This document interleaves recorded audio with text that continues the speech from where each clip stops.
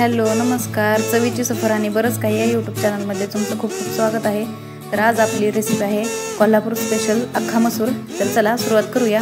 त्यासाठी कढईमध्ये तेल गरम करून घ्यायचं आहे। जिरे आणि मोहरीची फोडणी घालायची आहे बघा।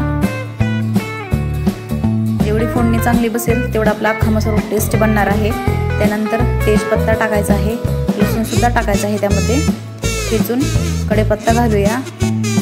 यानंतर एक मोठा कांदा चिरून घालायचा आहे बघा आपल्याला। यामध्ये कोल्हापूरची स्पेशल अशी डिश आहे। इथे मी रात्रभर भिजलेला मसूर सुद्धा ॲड करत आहे। मसूर व्यवस्थितपणे परतल्यानंतरच यामध्ये आपल्याला मसाले ॲड करायचे आहेत। आता चिमूटभर हळद, काळी चटणी 1 चमचा ॲड करून मस्त त्याला परतून घ्यायचं आहे।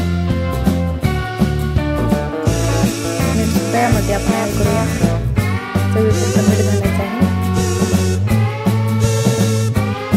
शेंगदाण्याचं कूट सुद्धा मी ॲड केलेलं आहे बघा। गरम पाणी करून त्यामध्ये मिसळायचं आहे, थंड पाणी टाकायचं नाही।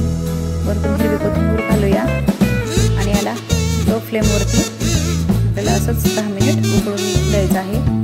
गरम मसाला ॲड करून नंतर सर्व करायचं आहे बघा। एकदम टेस्टी चवदार असा अख्खा मसूर रेडी आहे। शेवटी लाईक करायला विसरू नका।